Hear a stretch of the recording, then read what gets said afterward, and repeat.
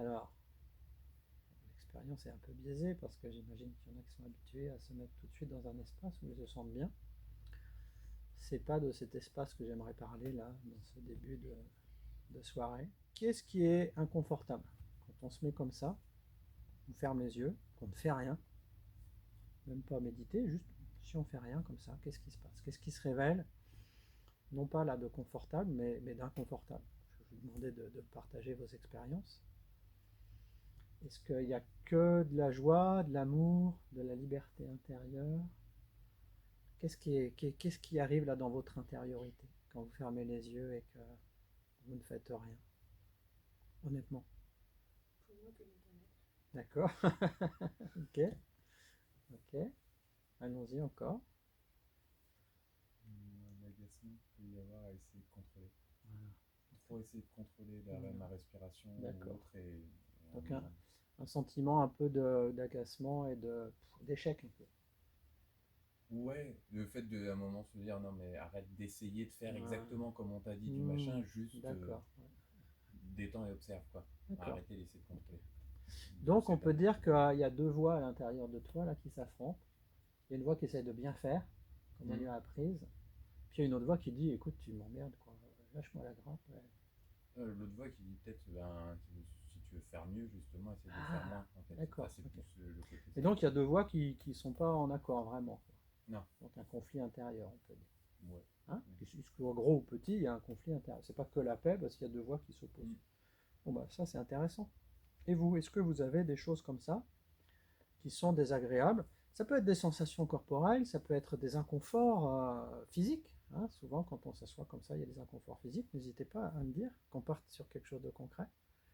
Non, tout le monde, c'est la joie, le bonheur, je ferme les yeux et ça y est, ah, c'est l'extase. Oh, faites pas me la faire. Allez, soyez honnête un peu. Non, au départ, c'est vrai que moi, en tout cas, je vais être attentive malgré Ouais, tout ouais, à des sensations désagréables dans mon corps et je vais aller les observer en fait. d'accord. Ouais. Mais c'est pas quelque chose, c'est vrai que Non, mais par contre, c'est ça ce qui j'observe m'intéresse ce qui là se ce passe. soir, c'est qu'il y a des sensations désagréables. Mhm. Tu t'assois, tu fermes Des les yeux, tensions, des il y a choses des comme ça et du tensions, coup, je les ouais, observe. Mm. mais il y a des sensations désagréables. Oui. Ok, très bien. Encore, d'autres d'autres exemples. Christelle, c'est comment pour toi? Bah, au début, c'était le haut du crâne un peu embrumé et Ouais, puis un truc un peu bloqué là. Et puis au fur et à mesure, c'est devenu un peu plus neutre. ouais, d'accord. Et puis c'était rigolo parce que c'est le corps qui commence à imprimer le mouvement. Hmm. Mais au début, il y a un truc désagréable qui arrive là. Ouais, Voilà. Mais comme tu es sensation de habitué, lourdeur quoi. voilà, comme toi tu es habitué, tu laisses passer et puis Mm. finalement ça se transforme. J'aimerais qu'on se remette dans la posture de quelqu'un qui a jamais médité en fait. Je ne sais pas si vous vous rappelez la première fois que vous avez essayé de méditer. Moi je me rappelle bien, je crois que je l'ai raconté la dernière fois. Je vais pas, j'ai tendance des fois à me répéter, mais c'était assez horrible comme expérience, que c'était une heure d'un coup sans guidage et je pensais pas que ça serait ça. Donc je me rappelle encore très très bien. Est-ce que, voilà, si vous laissez passer un peu ce que vous en avez fait, parce que vous avez l'habitude, vous, de transformer les sensations, au départ, quand on s'assoit, on ferme les yeux comme ça, qu'est-ce qui se passe pour vous, pour toi alors? C'est comment?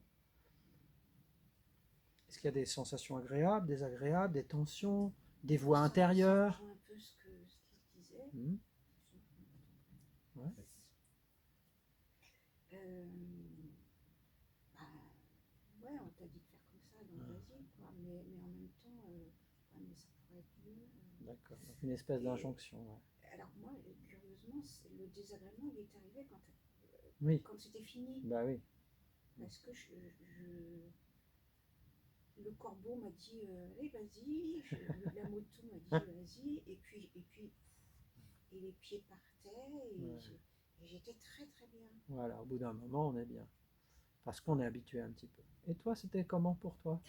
Parce que je sais que tu es moins habitué, alors je, je vais Moi, peut-être ça m'a avoir moi stressé. un exemple. Voilà, ça t'a stressé. Ouais. Bah oui, bien sûr. Parce que tu n'es pas habitué à méditer. J'ai pas une expérience. Non, mais voilà, mais je suis pas là pour te prendre en défaut, mais j'en ai une, ouf. Voilà. Imaginez un petit peu que la pièce soit remplie de personnes qui... C'est pas péjoratif ce que je vais te dire, hein.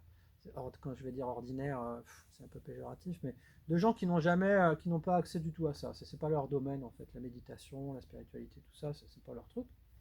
Imaginez, je les réunis ici, on est 50 et on ferme les yeux, on fait rien pendant un quart d'heure. Comment ça va être à l'intérieur? Hein? Ou si vous vous rappelez, vous, votre propre expérience, la première fois que vous avez essayé de méditer.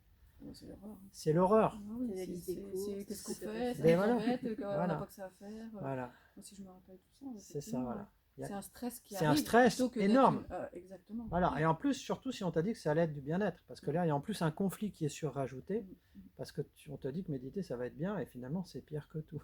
Voilà, c'est un stress, voilà. Donc c'est tout à fait normal ce que tu vis, bien sûr. Et ça alimente, ça met de l'eau un petit peu à mon moulin, parce que c'est là où je voulais en venir. Donc oui, bien sûr, au début, on ferme les yeux, on ne fait rien, et là, il y a un ennui déjà qui est là. Parce que nous, quand on fait rien, on s'ennuie.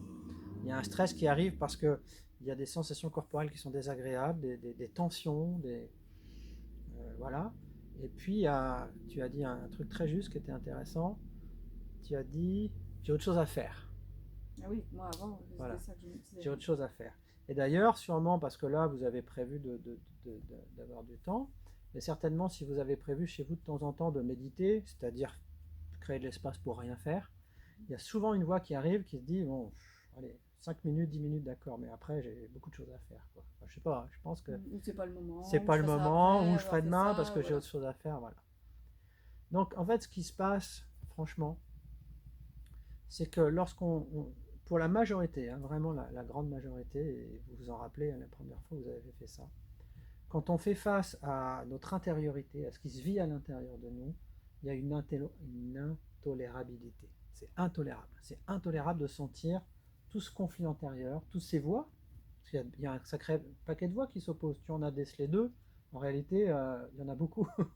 En général, hein. Il y a une voix qui veut faire ci, puis l'autre ça, puis qui prévoit ça, une qui est dans le passé, une qui est dans le futur. Enfin, des conflits intérieurs, il y en a plein. Il y a plein de choses désagréables et c'est tellement intolérable, et bien que pour pas sentir ça, on va fuir dans le faire. Et pourquoi on est une société tellement qui est dans le faire? Ça, c'est une question d'époque aussi, et puis de culture. C'est parce que pour nous, c'est intolérable de faire face à toute cette intériorité, on va dire, en guerre. Hein, il y a des cultures, même à l'heure actuelle, qui sont beaucoup plus des fois à rien faire, parce qu'ils sont habitués justement, comme un peu vous, à faire face à ça. Ou même dans le passé, nos grands-parents, ils étaient occupés, mais ils avaient beaucoup plus d'espace aussi, où ils ne faisaient pas grand-chose en fait. Ils ne faisaient rien, regarder un coucher de soleil. Pour eux, c'était cool.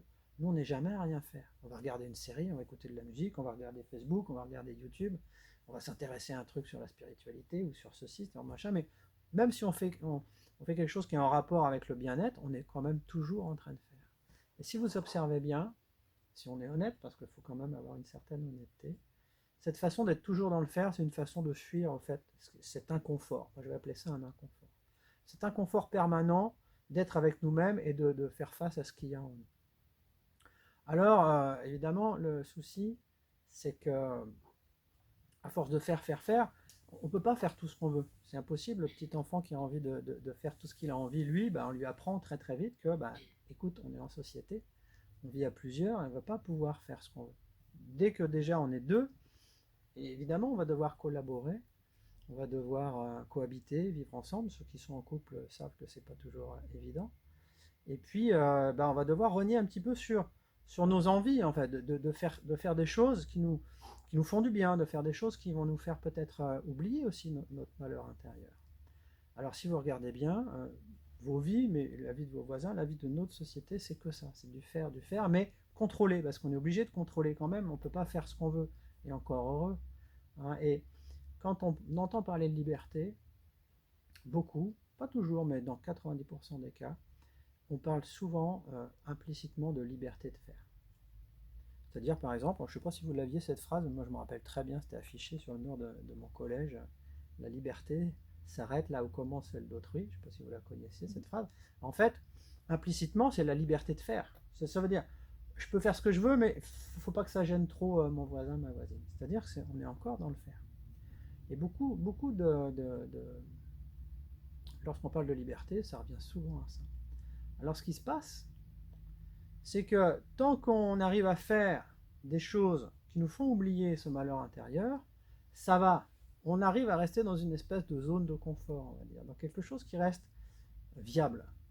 Par contre, dès qu'on nous rogne un petit peu les libertés, dès qu'on ne peut plus faire ce qu'on veut, dès qu'on ne peut plus faire ce qu'on a prévu, ce qu'on avait organisé, dès qu'on ne peut plus faire ce qu'on aimerait faire, il y a un sentiment là de privation de liberté. On va l'appeler comme ça, un sentiment de manque de liberté.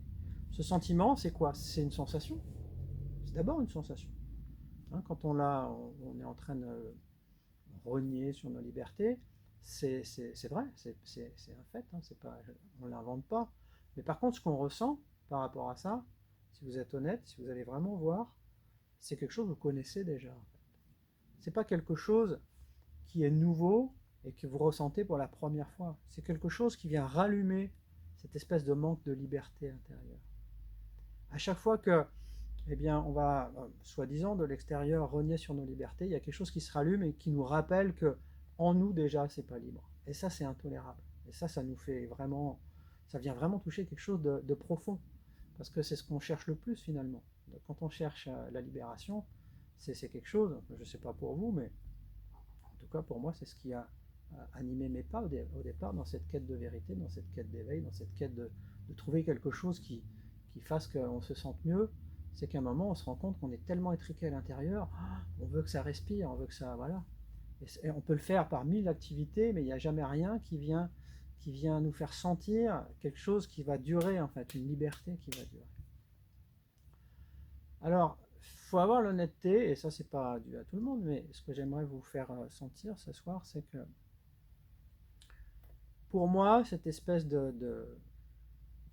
d'illusion, de croire que parce que de l'extérieur, on va rogner sur nos libertés pour X ou X raisons, ça, on peut s'occuper de ça, je ne vais pas dire le contraire, évidemment, il faut s'en occuper, il y a des vrais problèmes en ce moment, hein. Je ne suis pas en train de nier ça, mais si je fais une analogie, on va dire s'il y a une fuite d'eau chez vous, bah, il y a de l'eau par terre, bah oui, il faut éponger, ok, bien sûr, il faut éponger, mais il y a un moment, on ne va pas faire qu'éponger, il y a un moment, on va revenir à c'est quoi le problème, elle est où la fuite?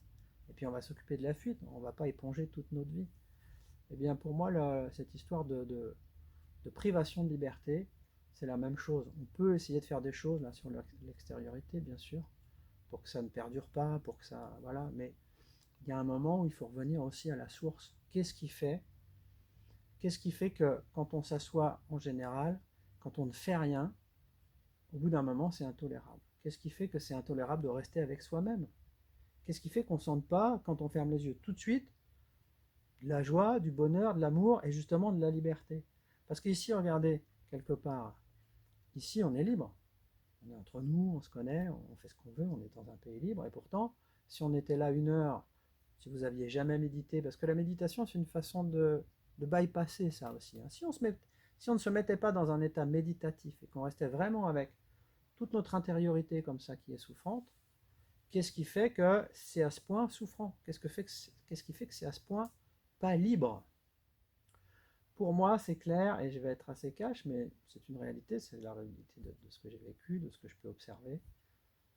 On est possédé par notre émotionnel, on est manipulé, tétanisé par nos peurs, on est hypnotisé par notre mental, on est contrôlé par notre ego, et on est, on va dire, identifié à une fausse entité qu'on appelle la personne. Ça fait déjà 5 bonnes raisons qui sont pour moi essentielles. Dont il faut vraiment prendre en considération toute la portée. Parce que si on passe à côté de ça, on passe à côté du chemin pour se libérer. Parce que ce qui nous intéresse, je pense toutes et tous, parce que si vous êtes là, c'est pour ça, c'est bien joli de savoir qu'à l'intérieur, on est en manque de liberté, mais comment je peux faire pour retrouver cette liberté, pour retrouver encore un peu plus de liberté? Le truc, c'est que pour se libérer de quelque chose, il faut déjà être conscient qu'on n'est pas libre. C'est pour ça que j'insiste là-dessus. Hein, si on a l'idée, l'illusion que c'est à cause de l'extérieur qu'on n'est pas libre, on ne focalise pas sur le bon thème. Donc on ne peut pas avancer parce que c'est un leurre. Donc au moins, quand on sait qu'on est en prison, ben on va chercher à se libérer. Tant qu'on ne sait pas qu'on est en prison, parce que ça peut être une grande prison et très belle et qu'on n'a pas encore idée que c'est une prison, on ne peut pas s'en libérer. Hein, donc voilà. Et puis cette prison, si on veut s'en libérer, il faut la connaître. C'est ça la connaissance de soi aussi. C'est-à-dire que, imaginez un détenu en prison qui veut s'évader, qu'est-ce qu'il va faire d'abord en premier? Il va étudier à fond. les gardiens, les cellules, comment faire, comment ça fonctionne. Il va étudier à fond la prison pour pouvoir s'en échapper. Ben, c'est un peu ça aussi la connaissance de soi. C'est pas que ça, parce que le soi, c'est autre chose. Mais ça commence aussi par ça, à connaître nos mécanismes, nos fonctionnements, et à prendre à prendre en considération que peut-être on est dans notre prison intérieure. Et ça, c'est pas agréable à sentir. C'est pour ça qu'il y a plein de gens qui préfèrent faire quelque chose pour fuir, plutôt que d'accepter, de prendre conscience que peut-être tout le monde est en prison. Et ça, waouh, c'est choquant. Si on se dit ça, waouh, tu te rends compte? Alors, cette histoire d'émotionnel, ben, on ne va pas développer énormément, mais quand même. Vous savez très bien, et on en a parlé la dernière fois, que tout ce qui se passe dans notre enfance, dans d'autres vies, quand on est à l'état de fœtus, il y a beaucoup de traumatismes là qui arrivent. On en parle beaucoup en stage, en séance individuelle. Nous sommes dans une époque, une société où l'émotion n'est pas considérée en fait. On considère l'émotionnel comme quelque chose d'impropre, on va dire, et on n'apprend pas aux enfants à réguler leurs émotions. On leur apprend pas que c'est normal. On leur apprend même pas déjà à les exprimer, mais à les sentir encore plus. Peut-être un peu plus aujourd'hui, mais en tout cas notre époque et les époques d'avant, pas du tout. Ce qui fait que, bon gré mal gré, on grandit avec un espèce de stock émotionnel à l'intérieur de nos corps énergétiques, à l'intérieur de notre inconscient, de notre subconscient. Moi j'appelle ça le corps de souffrance, hein, parce que c'est vraiment palpable. C'est vraiment quelque chose qui est dense, c'est vraiment quelque chose qui nous emprisonne pour moi et qui nous possède. Pourquoi je parle ce mot possession? Il est fort. Ben, honnêtement, si je veux être honnête, quand on vit en séance comme ça ou en stage, pour ceux qui ont fait des purges, ce qu'on appelle des purges énergétiques, celui qui verrait ça de l'extérieur, ça ressemble vraiment à quelque chose ça ressemble vraiment à quelqu'un qui n'aurait jamais vu ça pourrait dire ouais, c'est l'exorciste ici, quoi. Et je pense, j'ai cette conviction que quand c'est arrivé par le passé, ils étaient tellement dans des trucs un peu cathos qu'ils se sont dit c'est diabolique. Et sur ce truc-là, sur ce phénomène qui est pour moi un phénomène naturel de purge énergétique liée à l'émotionnel, on a collé là-dessus une étiquette diabolique en fait, parce que c'était les peurs de l'époque, c'était très là-dedans, mais en fait ça n'a rien de diabolique, c'est juste que quand le corps se purge d'un stock émotionnel, ça passe par quand même quelque chose d'assez impressionnant. Et on voit bien que la personne s'est libérée de quelque chose dont elle était sous emprise. Parce qu'après, on le sent. Quand on a vécu ça, on sent très bien qu'après, il y a quelque chose qui est plus libre, il y a quelque chose qui est plus ouvert, il y a quelque chose qui est plus grand. Ça veut dire qu'avant, ce qui était là, ce qui était désagréable, cette espèce de stock-là, bah, quelque part, c'est comme une entité qui nous possède. Donc avec déjà ce stock-là, chercher à être libre, déjà ça va pas être facile. Et puis dans l'émotion, alors dans les émotions, il y a beaucoup de nos peines, hein, nos vieilles peines, nos vieux traumatismes, nos colères aussi, nos vieilles colères, il y a beaucoup de colère à l'intérieur. Et puis il y a les peurs aussi. Pour moi, les peurs, je fais quelque chose à part par rapport à ça. Si on demandait à une personne lambda qui n'a jamais été explorée ce qui se passe à l'intérieur, est-ce que tu as peur? Quelquefois, en début d'accompagnement, quand je rencontre quelqu'un pour la première fois, les personnes disent en général non, j'ai pas de peur, on cherche bien. Attends, si, peut-être un peu peur du vide. Il y en a qui vont me dire j'ai peur des araignées, d'un serpent. Enfin, on va en déceler une ou deux. Et en réalité, pour ceux qui ont été un petit peu plus loin dans ce chemin, plus on avance, plus on explore, plus on découvre un petit peu de notre intériorité, et c'est pas toujours drôle, hein, plus on découvre de peur. Parce que l'être humain, il est perclus de peur. C'est énorme. Des peurs, il y en a, mais alors des quantités astronomiques. C'est quelquefois frustrant, parce que quand on avance comme ça sur un chemin, on a l'impression qu'on va s'ouvrir de plus en plus et que ça va être de plus en plus chouette. Et quelquefois, c'est l'inverse, parce qu'on découvre de plus en plus de peurs. Et ces peurs, on voit bien qu'elles nous handicapent au quotidien. Elles nous empêchent de faire le métier de nos rêves. Elles nous empêchent de rencontrer la personne de nos rêves. C'est quelque chose qui va nous manipuler. Pourquoi je parle de manipulation? Parce que tant que c'est pas identifié, pour moi, c'est de la manipulation.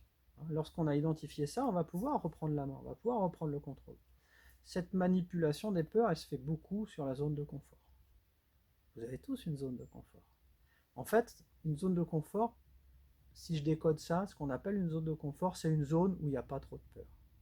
C'est-à-dire qu'on va maintenir dans notre vie une espèce de façon de vivre, une espèce de mode de vie qui va pas trop venir bousculer les choses pour pas qu'on réveille toutes ces peurs qui sont à l'intérieur. Peut-être ça vous parle, peut-être ça vous parle pas, mais on le sait tous, hein, des choses qui nous ont bousculés, des propositions, voilà, X ou Y, on se dit non, mais ça me fait trop peur, quoi.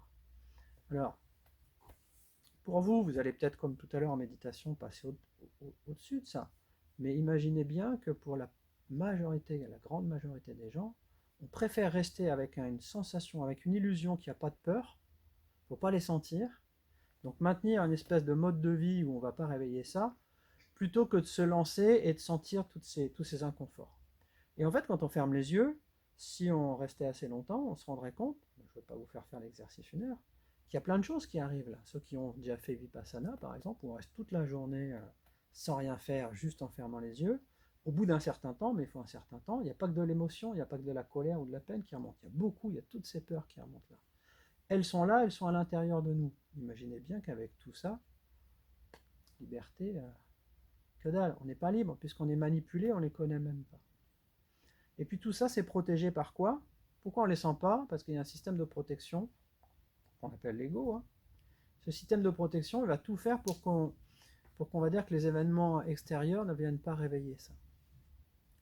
Donc si vous observez bien vos mécanismes, et je suis sûr que vous l'avez déjà fait, plein de fois, dans une journée, dans une semaine, avant même que vous ayez réfléchi à votre façon de réagir, avant même que vous ayez pensé, eh bien vous avez l'ego qui a réagi avant vous. C'est-à-dire qu'il s'est fermé avant vous pour ne pas sentir une vieille peine. Il a réagi parce que quelqu'un avait dit quelque chose qui vous avait mis en colère. Vous avez entendu une information et vous êtes déjà dans la réaction, dans la colère. Voyez, hein, faites l'expérience, mais si vous avez une certaine vigilance pour observer vos mécanismes, vous allez... Alors l'ego, moi je vois ça comme un chien de garde un peu. Vous allez voir qu'il se met en route, mais très très vite, à l'insu de votre plein gré, quoi. Avant même que c'est pas quelque chose que vous contrôlez vous, c'est lui qui vous contrôle. Et plus on l'observe, plus on se rend compte qu'il y a ce contrôle de l'ego. Alors, ça ne veut pas dire que c'est foutu, hein, ce que je dis, hein, mais c'est déjà de faire un état des lieux de nos propres mécanismes. Et puis, si vous avez eu des inconforts aussi tout à l'heure, on l'a dit avec Baptiste, et sûrement vous en avez eu plein, il y a plein de voix à l'intérieur. Il y a un truc qu'on appelle le mental. Et le mental, ça tourne toujours. Et c'est des voix, et ça dit ceci, et ça dit une pensée, et ça dit tu devrais faire ci, et ça dit tu devrais pas faire ça. Et ça juge. Et ce mental-là, moi j'appelle ça l'hypnose, parce que souvent, l'idée c'est que si on croit à tout ce qu'il dit, il n'y a pas de liberté là. Parce que tout ce qu'il dit, c'est pas nous. On a l'impression que c'est nous. Et on suit ça. Et une pensée à laquelle on croit, eh bien ça y est, c'est une emprise. Et ce mental, il est calé sur quoi? C'est comme ce mental, moi je vois ça pour donner une image comme un poste de radio. Alors il n'y a plus trop maintenant les radios avec internet, tout ça, mais hein, on a tous en tête ces postes de radio. La fréquence sur laquelle il est réglé, pour moi, ça dépend de votre état émotionnel. Et vous le savez bien, hein, quand vous êtes en colère, il y a plein de pensées de colère qui arrivent, et puis justement, on va capter plein d'autres trucs en colère, plein d'autres trucs qui vont nous mettre en colère. Quand on a de la peine, c'est la même chose. Le mental, on ne peut pas le contrôler, nous directement. D'ailleurs, essayez, hein, si on refait un exercice d'un quart d'heure, et puis je vous dis, essayez de ne pas penser, essayez de contrôler votre prochaine pensée, essayez de savoir ce que vous allez penser dans 5 minutes, c'est juste pas possible en fait. Vous voyez bien qu'il est indépendant de votre propre volonté. Il marche tout seul, mais il marche tout seul sur une certaine fréquence. C'est-à-dire que ce qu'on peut observer, c'est que plus il y a d'émotionnel, plus le mental, il tourne en boucle en fait, et il tourne sur une fréquence émotionnelle. C'est-à-dire que nous, si on prend un poste de radio physique, j'ai un petit potard là, sur le potard, je vais pouvoir mettre RTL, un jour France Inter ou machin, c'est moi qui vais décider. Le mental, lui, son potard, en fait, c'est notre état émotionnel. Donc plus il y a de masse émotionnelle, et c'est pas pour rien que j'ai commencé par là tout à l'heure en début de conférence, plus le mental va tourner en boucle. Moins il y a d'émotionnel, plus il est calme. D'accord? Et ça, il faut vraiment l'avoir en tête parce que quand on pense ne pas avoir le contrôle, on n'a pas vraiment le contrôle, mais on peut reprendre une certaine maîtrise quand même par rapport à ce mental-là.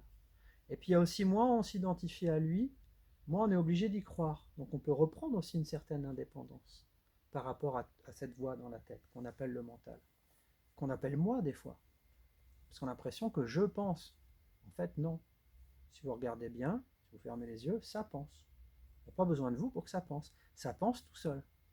Et ça pense en rapport avec votre masse émotionnelle. Donc ça, c'est une bonne nouvelle. Ça veut dire qu'à un moment, on peut reprendre la maîtrise de ça. Pas en travaillant... Alors, on peut travailler aussi directement sur le mental, hein. Il y a des méditations pour ça. Ou ça sert à ça aussi, la méditation. À maîtriser, à observer ses pensées, à ce que ça soit moins prenant et surtout à se décoller. Parce que quand on observe ses pensées, qu'est-ce qu'on fait? On ne part plus avec la pensée. On se met en retrait pour être plutôt la conscience, pour être comme si les pensées c'était un petit nuage et que nous on était le ciel. Tu vois, donc ça c'est intéressant aussi. Mais si on ne fait pas ça, bah là il n'y a pas de liberté. Parce qu'on est hypnotisé par le mental et on fait ce qu'il nous dit en fait. Et ça c'est le cas pour allez, 99% des gens sur cette planète. Donc là, liberté, bon, on verra, on en reparlera.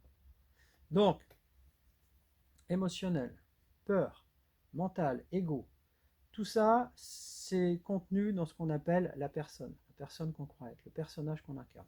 Cette personne à laquelle vous êtes identifié, à laquelle on est identifié, il faut bien se dire une chose, c'est qu'elle s'est construite sous les regards extérieurs. C'est-à-dire que vous êtes né dans une certaine époque, avec des parents, une certaine configuration, une certaine culture, on a été à l'école, et on s'est construit comme ça, sous le regard des autres. C'est-à-dire que c'est le filtre du regard des autres qui ont construit le personnage qu'on est. C'est le filtre de notre culture, c'est le filtre de nos parents, c'est le filtre de notre éducation. C'est ça ce qu'on appelle le conditionnement. Imaginez que vous soyez né dans un autre pays, par exemple, je sais pas, en Chine. Est-ce que vous pensez que vous auriez la même personnalité? Est-ce que vous seriez la même personne? À une autre époque en plus. Imaginez que vous êtes né en Chine il y a 200 ans. Vous ne seriez pas la même personne. Ça veut dire que qui vous êtes en fait finalement. Si votre personnage il dépend de l'époque, du regard qu'on a posé sur vous, cette personne-là c'est quelque chose qui a été construite, mais pas par vous, ça a été construite de l'extérieur. Parce que l'époque et la culture c'est bien l'extérieur. C'est ça qui construit le personnage. Et la personne qu'on croit être en plus contient tout ce dont on vient de parler, contient la masse émotionnelle, contient les peurs, contient le mental, contient toutes ces voix là qui sont dans la tête et est protégé par l'ego qui veut surtout pas que ça bouge, hein, parce que lui il protège justement tout ça. Donc, à partir de cette entité qu'on appelle la personne, qui a un nom, hein, qui a un prénom, David, machin, pour laquelle on se prend, qui contient tout ce dont on vient de parler là. Est-ce qu'on peut vraiment parler de liberté? À partir de là, est-ce qu'on peut vraiment être libre, quelles que soient les conditions extérieures? Je sais pas moi, franchement, on peut parler franchement. Bah non, c'est pas possible. Comment on peut être libre si on est possédé, hypnotisé, contrôlé, manipulé, tétanisé? C'est juste impossible. On peut que se faire croire qu'on est libre.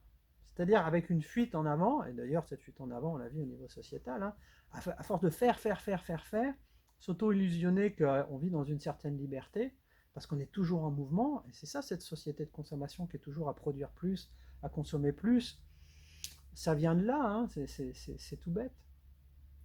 Et à partir de là, même si les lois vont dans notre sens, même si tout va dans notre sens de toute façon, il y a toujours un moment où on est ramené à ça, où on est ramené à cette réalité intérieure qui est la non-liberté. En fait. Si je voulais le dire comme ça, c'est de la non-liberté, tout simplement. Ça peut paraître un peu accablant ce que je dis, alors je vais donner des solutions quand même.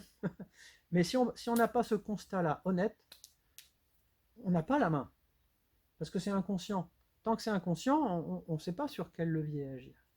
Tant qu'on croit que c'est à cause de telle ou telle loi ou de tel ou tel événement qu'on vit de la non-liberté, qu'on vit une sensation qu'on appelle une privation de liberté, on est à côté de la plaque.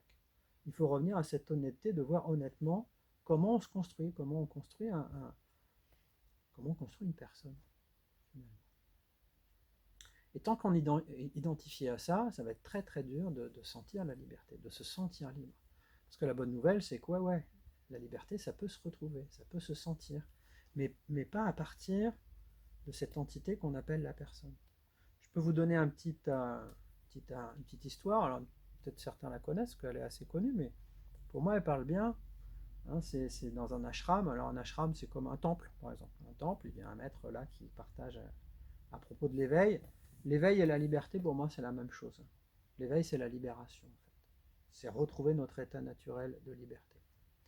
Donc, il partage à propos de l'éveil, et puis, au moment d'échanger avec les disciples, parce qu'il y a des hommes et des femmes, il y a une femme qui lève la main et qui dit Maître, j'ai un problème parce que ce matin, j'ai discuté avec Maurice, et Maurice, il me dit le maître, il a dit hier que les femmes ne pouvaient pas s'éveiller. Alors là, elle est en colère, c'est normal. Le maître de lui dire écoute, c'est vrai. Je suis désolé, mais il n'y a aucune femme qui ne s'est jamais éveillée. Alors là, évidemment, c'est surtout à notre époque, hein, c'est pour ça que je dis ça, c'est rigolo. Et puis, une fois qu'il l'a laissé mariner, quand même, il rajoute je te rassure, aucun homme non plus. C'est-à-dire qu'à partir du moment d'être identifié à une femme, si vous êtes identifié à être un homme, si vous êtes identifié à être un personnage qui a été construit de toutes parts par le regard extérieur, qui contient une masse émotionnelle, des peurs, un mental qui tourne en boucle, qui ne contrôle pas et qui est contrôlé par son ego, à partir de cette entité-là, c'est impossible de vivre la liberté. Impossible. Ce qu'il faut, c'est l'idée, hein, c'est retrouver cette espèce d'état naturel qu'on est en deçà, avant d'être un personnage, avant d'être la construction qui s'est faite depuis les regards extérieurs. Parce que, je vais terminer peut-être par ça, il y aurait un petit peu un écueil par rapport à tout ce que je viens de dire, de se dire, ok, alors s'il y a beaucoup d'émotionnel, s'il y a beaucoup de peur, s'il y a des voix dans la tête, s'il y a un ego qui contrôle, je vais faire un travail sur moi, c'est ce qu'on fait hein, quand on commence une thérapie ou quand on commence un travail sur soi, et puis à un moment, je vais avoir vidé tout mon émotionnel, je vais m'être débarrassé de toutes mes peurs, l'ego, je vais l'avoir, c'est moi plutôt qui vais le contrôler plutôt que ce soit lui qui me contrôle, et puis je vais du coup maîtriser la voix dans ma tête, et là, à partir du personnage moins dense, on va dire, je vais pouvoir être libre à nouveau. Et ça, c'est un écueil, même si on est obligé d'en passer par là. En fait, l'idée, c'est que le personnage est tellement dense, tellement... il y a un agglomérat, il y a une agglutination, on ne dit pas ça, mais tellement de masse émotionnelle et d'emprise forte que depuis ça, ça va être très très très dur de retrouver notre état originel. C'est pour ça qu'on fait un travail sur soi aussi, pour commencer à désengorger ce personnage, qu'il soit de moins en moins dense, de plus en plus souple, de plus en plus malléable, ou qu'il y ait de plus en plus de courant d'air, pour qu'à la fin, quand même, il y ait une transparence qui se fasse, pour qu'il devienne de plus en plus transparent, non pas que ça soit la clé, mais une fois que cette transparence, elle est là de plus en plus, ça va être beaucoup plus facile de se désidentifier de ça, et de se détacher de cette emprise-là, pour retrouver l'état originel, pour retrouver ce qu'on appelle la vraie nature, pour retrouver cette liberté, justement, qui nous manque tant. Parce que si ça nous met tellement en rogne, ces privations de liberté, c'est pas pour rien. C'est que c'est le truc le plus important, c'est le seul truc qui nous manque le plus. Donc si on est là ce soir, c'est pas pour rien, c'est pas anodin, c'est pas un petit truc, la liberté. C'est le grand truc. Hein, c'est vraiment le truc qui nous met en mouvement, qu'on en ait conscience ou pas, c'est ce qu'on est venu faire, c'est retrouver cet état-là. Donc pour moi, il faut d'abord avoir le constat juste d'où ça vient, elle est où la fuite, hein, au lieu de chercher à éponger toute sa vie, et puis de commencer à entrevoir comme ça des solutions, en tout cas un chemin, en tout cas une voie. Ça peut être une voie, hein, en tout cas c'est celle que je propose moi, c'est la voie de se dire, eh bien, il y a une responsabilité, on va pouvoir hein, agir sur l'extérieur, c'est pas interdit, mais ça va pas être la priorité ça va être de revenir à la cause, non pas aux conséquences, mais à la cause originelle de ce manque de liberté, de travailler suffisamment dessus. Alors là, on ne va pas développer ce soir, c'est pas le but, hein, ce sera peut-être le but d'autres réunions, mais de développer suffisamment de savoir-faire pour déjà se libérer de certaines emprises, qu'elles soient émotionnelles, mentales ou égotiques. Et puis de plus en plus, par des savoir-faire divers et variés, arriver à se détacher de cette entité qu'on appelle la personne, à laquelle on vous a donné, on vous a mis un nom et un prénom. Et c'est ça aussi pour moi la connaissance de soi. C'est-à-dire, la connaissance de soi, ça passe par la connaissance du moi, premièrement, c'est-à-dire la connaissance de c'est quoi cette entité que j'appelle David, par exemple, bien voir les mécanismes, pour bien déjà pouvoir déjouer un petit peu le poids des habitudes, et la connaissance de soi, Le soi, c'est pas le moi. Ce qu'on appelle le soi, c'est notre état originel avant d'avoir construit justement un moi. C'est ça ce qu'on appelle le soi. Le soi, c'est pas un moi qui serait épuré, pas du tout. Le soi, ça aurait été la même chose si vous étiez né 200 ans plus tôt en Chine, par exemple. Ce ne serait pas le même personnage, mais ce serait le même soi. Et c'est ça qu'on cherche à retrouver. Parce que la liberté, elle est là. Elle peut être que là. Elle ne peut pas être filtrée par un personnage. L'idée ce soir, c'était vraiment d'essayer de se rendre compte, mais peut-être vous en étiez déjà persuadé, mais qu'importe, de réaliser que, parce que c'est pas anodin la période qu'on vit, hein, et puis c'est pas fini. Hein. Pour moi, ces privations de liberté, c'est bien parce qu'elles viennent réallumer quelque chose qui est déjà en nous de toute façon, mais qu'on peut facilement nier, parce que franchement, on est les champions du déni, il faut être honnête, on est les champions du déni. Tant que c'est pas trop souffrant, on peut mettre ça en déni et puis vivre normalement. C'est ce qu'on aimerait bien tous, vivre normalement et puis pas trop se faire chier avec tout ça. Mais juste, c'est pas possible. Pour certains, pour certaines, c'est pas possible. C'est trop à vif, ça vient réveiller des choses trop vives. Et donc c'est ça qui m'intéresse, c'est de se dire, ça vient réveiller quelque chose qui est déjà là. Puis, mais soyez honnête, vous allez voir. Essayez d'avoir... Ce qu'il faut, c'est avoir une espèce de vigilance pour s'observer, pour observer nos mécanismes. Si on n'a pas ça, il n'y a pas de connaissance de soi. C'est comme un espèce de détachement et on s'observe. La prochaine fois que vous tombez sur une info qui va réveiller en vous cette espèce de manque de liberté, qui va réveiller, c'est une sensation pour moi. Voyez si c'est ça qui a vraiment amené ça ou si ça réveille quelque chose qui est déjà présent en vous. Vous ne pouvez pas sentir quelque chose qui n'est pas présent en vous. Vous ne pouvez pas sentir l'amour si c'était déjà pas présent. C'est juste, c'est impossible. Donc vous ne pourriez pas sentir la peur s'il n'y avait pas de la peur déjà là. Eh bien cette sensation qu'on va appeler manque de liberté, elle ne pourrait pas vous être comme ça intolérable, réveillée par un événement extérieur si elle l'était déjà en vous. Et moi, cette soirée, ce qui m'intéresse, c'est de vous donner un tuyau, c'est de vous dire, eh ben, allons s'occuper de ça, quoi. Hein, on va éponger encore, parce que moi, je suis le premier à dire, oh, faut pas laisser faire n'importe quoi, on va éponger, il n'y a pas de problème. On va voir si on peut faire entendre nos voix, mais surtout, en priorité, on va aller s'occuper de la cause première. Et on va aller s'occuper de cette privation de liberté intérieure.